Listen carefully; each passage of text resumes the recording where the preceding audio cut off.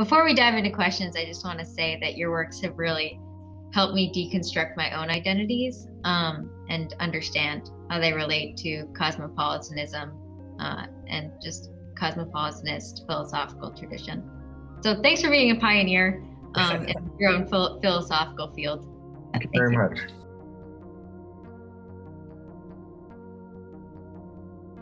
Not necessarily reading philosophy, but writing philosophy. Sometimes I arrive at answers that I don't necessarily anticipate. So have you ever come to unexpected conclusions that challenge your beliefs? Oh, all the time. I mean, I think, you think about a question and you have a first off reaction and intuition about what the right answer might be. But then you have to write down a defense of it. You have to and explore the question. And then in the course of writing, you discover, I think one of the things that you discover in philosophy is that if you go very carefully through the argument, there are steps where you identify assumptions that you've made and you realize that you don't actually believe the assumptions. But sometimes you think, well, what I actually think about this question where I've made this assumption is something else. And you see that when you make that recognition, the argument goes somewhere that you didn't expect. So yes, absolutely, all the time. I mean, I always tell my students, nobody knows what they think until you try and argue for it, until you try and make a careful defense of it. It's one of the great privileges of a literate society that we all have access not just to reading, but to writing as a mode of thinking. Writing as a mode of thinking is very different from the interior monologue as a mode of thinking.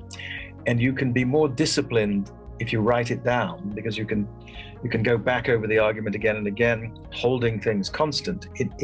When you're thinking about things in your head, it's very difficult to keep everything, to change one thing at a time, as it were.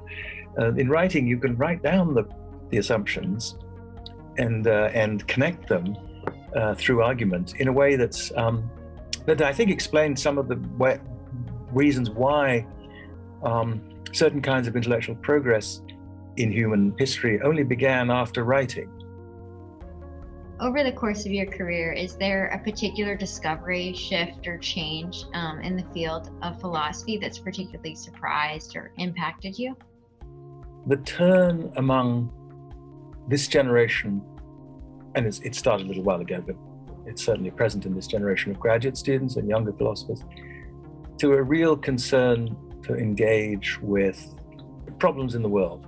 Cornel West wrote a wonderful book called The American Evasion of Philosophy, whose central thesis was that American philosophy professionalized itself in the mid-20th century by moving away from the kind of philosophy that someone like John Dewey did, which was engaged with the world, into a professionalized discourse which focused on issues in epistemology and the philosophy of language and mind that were not things that had much to do with politics or social life.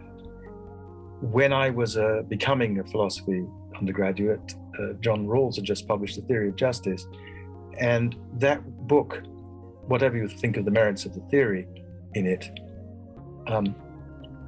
revivified analytic normative philosophy.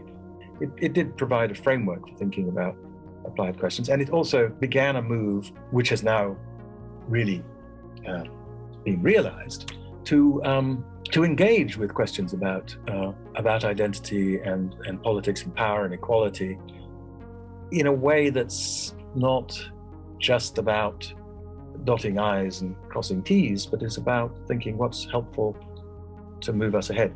I wrote a paper on racism in the 80s. There was very, very little on that topic written by philosophers. There was lots on that topic. It's one of the central topics of American sociology, and going back at least to one of the great classics of American sociology, which is Du Bois's Philadelphia Negro. There are various things you could say in defense, like most philosophers thought racism was so obviously wrong that they didn't see what the point was of saying so. They thought, well, how could anybody defend this? But in thinking that, they neglected the fact that most people didn't have a clear conceptual understanding of what racism was. And I think that's still the case. I think it's a word we use without any clear consensus on what it is we're saying. That's what I'm going to be talking about when I give my talk on at Amherst. Awesome. Well, Thank you again for taking the time to speak with me.